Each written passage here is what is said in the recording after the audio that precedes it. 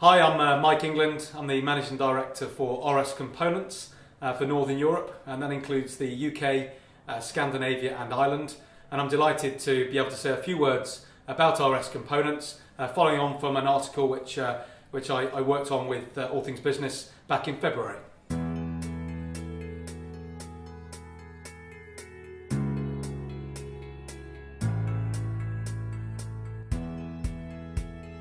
So just a few words about RS Components. We're a 1.5 billion global company. We are a distributor of electronics, industrial components into industry and into business. So RS Components is part of Electra Components. We have 6,000 people worldwide, 2,500 based in the UK, in Corby, and also at our offices down in London. We're very proud to also have a distribution centre out of Nuneaton, where we're shipping something in the region of 50,000 parcels a day to around 1 million customers worldwide in around about 88 countries. RS Components is a very digitally enabled business. So in the UK we're transacting around 70% of our business through digital channels, but our customers also can call our contact centre or speak to our sales teams or walk into our local branch network, depending on the way that they want to do business with us. Our goal is to always put the customer first and to make doing business with RS Components as easy and as seamless as possible. So one of the things that RS Components has been very proud of since our inception 80 years ago this year is our connection with education and inspiring the next generation of engineers. And that's something that's always been very much at the core of our business. More recently we've partnered with Northampton University, but also we've put a 31-tonne vehicle on the road which we're taking to schools and technical colleges to really see how we can do our bit to bring through that next generation of inspired engineers. And we've now got 75 ambassadors that are being trained in the business in STEM, which is the science, technology, engineering and mathematics agenda, so that we can actively go into schools and we can help to bring innovation and technology and to bring through that next generation of engineers. One of the questions I'm often asked more recently is about our forecasting and our strategy approach. One thing's for sure, the world is changing at pace, technology is changing at pace, and certainly in our market with Industry 4.0, with the emergence of new technologies and also the digital transformation that's underway.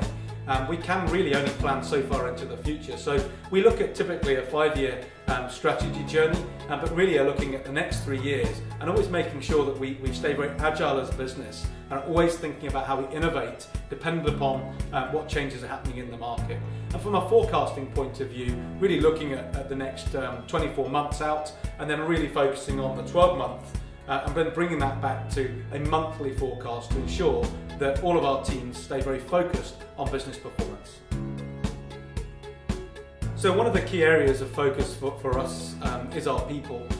They're the most important part of our business for sure, and culture and how we drive that high performance culture, a culture that donates fun, enthusiasm, energy, inspiration is something that very much resonates inside of RS Components. And how do we do that? Well, ultimately it's about everybody in the organisation feeling empowered and to feel accountable to make amazing things happen every day. And you'll see some of the wall murals around our offices. But really this is just a way of constantly capturing the imagination of our teams and making sure that we're getting all of their creative juices flowing so that we can stay ahead for our customers, but also we want to stay ahead of our competitors in the way that we do business. One practical way that we've really tried to ensure that all of our teams are thinking about the customer, and the customer is always at the heart of our business, is we had a fun competition for all of the people in the organisation to design their customer.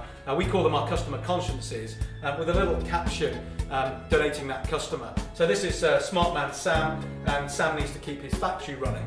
And the idea of our customer consciences, of which there's now 30 within the Corby business, and we have these also in our other offices, is that our employees, when they're having meetings and we're discussing anything within the organisation, we take our customer consciences with us, and we're always making sure that any discussion we're having has the customer right at the centre of that. One of the things that RS is really focused on is how we contribute to the community. We do a huge amount of charity work.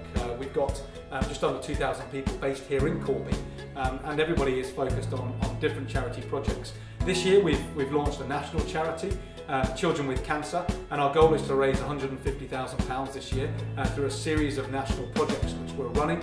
And in addition, and you may not be aware of this, our contact centre here in Corby is actually one of the largest contact centres for comic relief.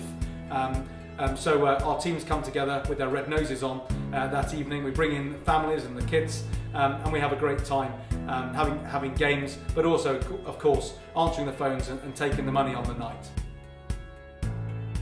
One area with RS Components which I always find fascinating is how we're often perceived as a catalogue company, and very much because back in 1937 and throughout our 80 years of history we have always had our catalogues going out to market. One thing that really has changed in RS Components, though, particularly with the world of digital transformation, is that we're really moving away from being a company with a very fixed range of products.